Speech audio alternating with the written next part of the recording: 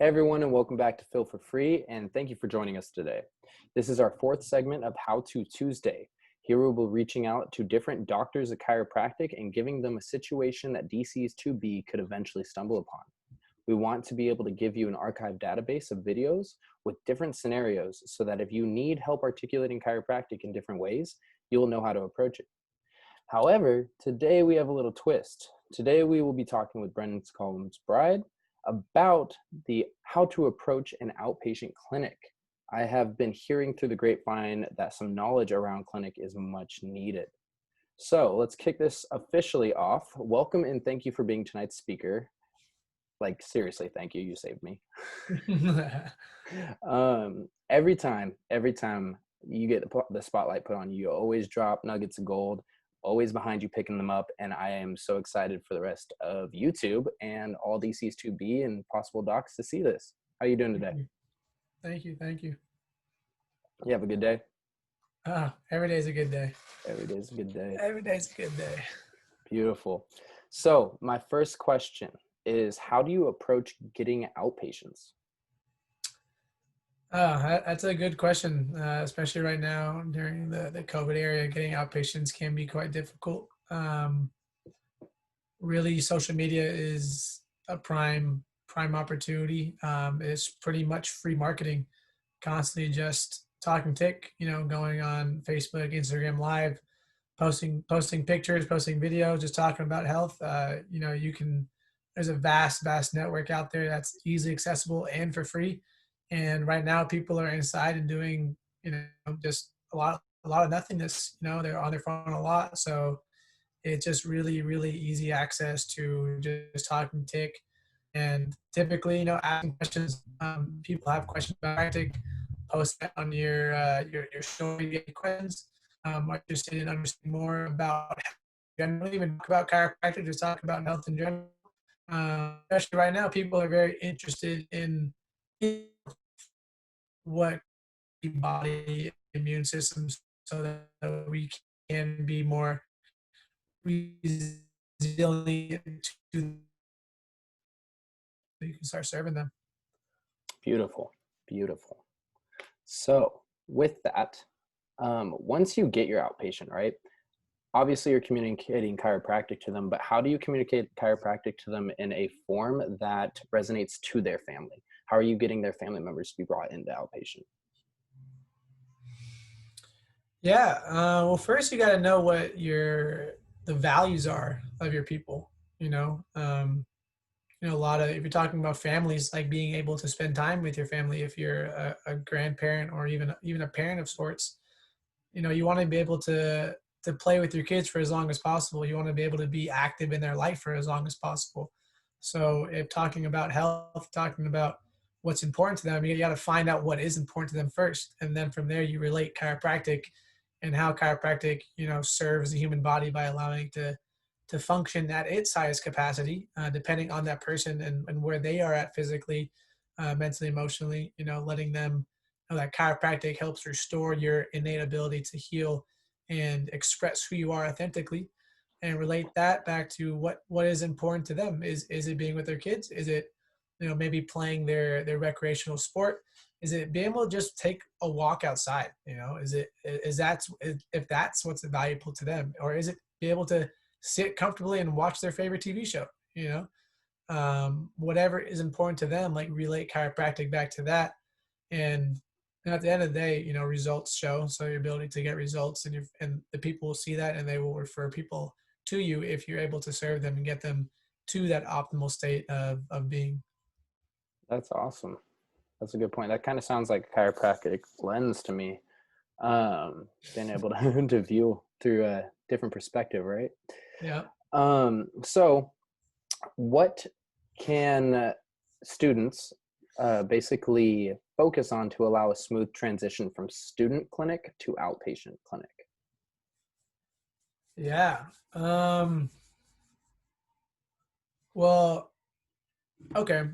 What you can do is really setting yourself up already for success. So by the time you get into outpatient clinic, you should already have a bank of people that you've been talking to for the past 2 years. So you don't get in the student clinic really, into outpatient clinic really until your last year and a half of school. So that means you have about 2 years, 2 years to be building your network, to build 2 years to be building your community of individuals that may be interested. You know, you're already creating your potential client list. So every time you have a conversation with somebody about chiropractic, I suggest one, getting their phone number, and two, writing, you know, kind of the dialogue that you had with them in that phone, in that contact, or in your notes, you know, remembering what that conversation was. And when it comes time to clinic, you now have this bank of contacts that you can reach out to and say, hey, you know, I really appreciate this conversation. Insert the conversation that you already had with them, so they know that, you know, you're a thoughtful care and caring about that conversation. And then from there, you start reaching out and, you know, telling them, hey, you know, I'd love to serve you. I'd love to, you know, expand on that conversation. If you're ever interested, you know, I am available and here for you. But, you know, if you aim for like one person a week that you can have that conversation with, start talking tick, you get their information. By the time it comes in, you have like hundreds of potential people. So start building your client list from the get go, and that'll really help. Even if you get like, you know, 1% of them, that's like 5 new patients, and those numbers really make a huge difference. Huh. Never thought That's about one I that. do. That's I one I like do. No, I didn't do that, and I wish I did. Um, yeah. beautiful. That's awesome. I like that. I need to start doing that. Yeah. Um, so let's say we're in outpatient, right? What's the best way to navigate through outpatient clinic to avoid potential roadblocks, potential issues that cause you to have to retrograde back? What would you say is kind of like the most common mistake made in outpatient? Um, I would say waiting for outpatient to be the opportunity to start talking tech, an opportunity to start building your network. You know, I think what we just discussed earlier is by getting yourself prepared for outpatient, like coming ready, coming with that list of people. I know certainly for me, I'm a little fortunate for being around here, so I automatically have that. But I know a lot of people, you know, are from Canada, and they've come and they built their networks. I know a lot of Canadians have come. Um, a couple in particular have really excelled because they built their networks prior. Mm, So creating a smooth transition out of the gates is essential. But if not, I think some things to avoid is, one, not creating a good rapport with your pod doc. Um, you know, that's gonna be your mentor. That's gonna be the person that you lean on greatest throughout your intern career. So initially at the gates, go and say hello to your pod doc. Go and say, introduce yourself, making sure that you create that good rapport with them, because there is a good potential of getting a lot of transfer visits, transfer patients. So a lot of people mm, might get passed down, through that grapevine. Because a lot of us might not have the opportunity to create those networks. You know, a lot of us might not have the communities. We are a pretty bubble community at Life West. So create a really good relationship with your pod doc, and, you know, be just the bright light in clinic. You know, clinic can be very difficult, can be very challenging for people. So if you come there with a right mindset, you know, constantly smiling, constantly saying hello to other interns, create a positive environment for yourself and everybody around you. It can be very discouraging at times, certainly if you aren't excelling and getting the numbers you want. But mindset is huge. Coming there, you know, positive, trying to uplift everybody around you. You know, law of attraction, what you mm, give, you will receive. And a lot of times, people, you know, when they're starting to depart, they're looking for good people to refer their clients to. And if you know, that small interaction between one person, just saying, hey, how you doing? Hope you have a great day. If you need anything, let me know. You know, they remember that. They remember that. So great. Life is really about relationships. So create a good relationship with your pod doc, create a good relationship with, your pod interns, and create a good relationship with your entire floor. You know, be the person that lifts others up during the process, and, you know, it's going to come back to you, pretty strong. mm. Sounds like connection, communication. Sounds like chiropractic. I love it. All right. So lastly, how often are you talking tick? And would you be willing to give your elevator speech? um, yeah, sure. Talking tick, I would say I mean, it's certainly it's a daily thing, certainly with all my patients, or my clients. I try not to use the word patients. That has a pretty deep history of suffering involved. But certainly every day with my clients, certainly every day with my housemates. I don't get to go outside and be with other communities I used to be with as regular, so I don't get the opportunity to speak to new people as often as I used to. But um, a mentor of mine once said, every time you go out, make it a mission to talk to one person, and that's a pretty successful way of getting opportunity to talk some tick. Um, and I guess, I mean, the quick elevator speech would be, uh, you know, one, compliment people is a huge way to even get the door open, and it's not even out of a place where you want to get anything out of it. Just compliment people. Lift somebody up, saying, "Hey, I really like your shoes."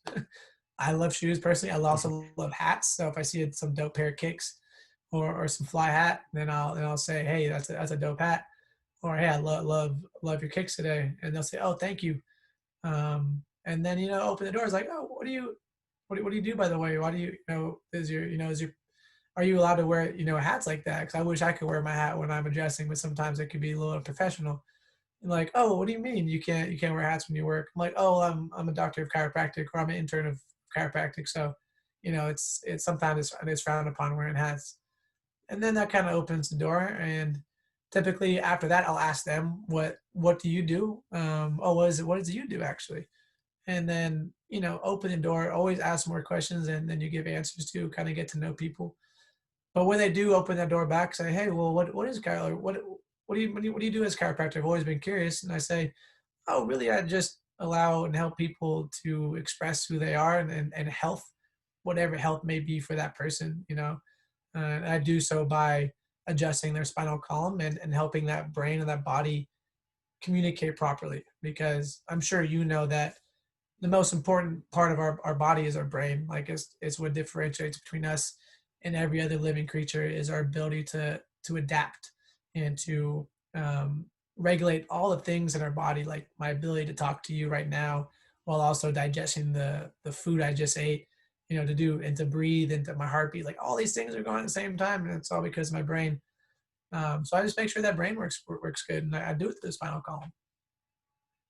And so that would be like the quick way. And then I love that. um, I have them ask more questions, or I'll ask them more questions. Have you ever been to a chiropractor? What's your experience with health? Is there any questions I can answer for you regarding health at all? That's So that's awesome. I like, especially when you mentioned ask more questions and give answers to, because I feel like a lot of students who are going through the program right now are so devoted to chiropractic that it takes over the whole world, because that's what you're doing 24/7. And so yeah, then with that, someone finally gives you a chance that's not a student to talk tick, and you just blow up and just regurgitate all this stuff, and it's kind of like it might be a little too much for them. So like, a big takeaway that I personally just took away was ask more questions and give answers to. That was awesome. I appreciate that. yeah, make people feel cared about. You ask people questions like, "Oh, they really care. They really are interested in who I am." And not looking just to sell their craft, or sell what they're doing and get my money. Because Mm-hmm. at the end of the day, it is marketing. It is. We are trying to sell people on chiropractic because we want to serve them and help them, but it is, you are selling. So you got to be able to do that in a way that's tasteful and authentic, and not just trying to get another body in my door. You know, I love that. I appreciate that. I appreciate you. That was awesome. Appreciate you too. Well, that was truly amazing. Thank you so much for your time and knowledge. That is Anytime. all we have for today. So thank you for joining in for Feel for Free. We hope you enjoyed our new segment of How To Tuesday. Remember, in the words of Dee Dee Palmer, life is but the expression of the spirit through matter. To make life manifest requires the union of spirit and body.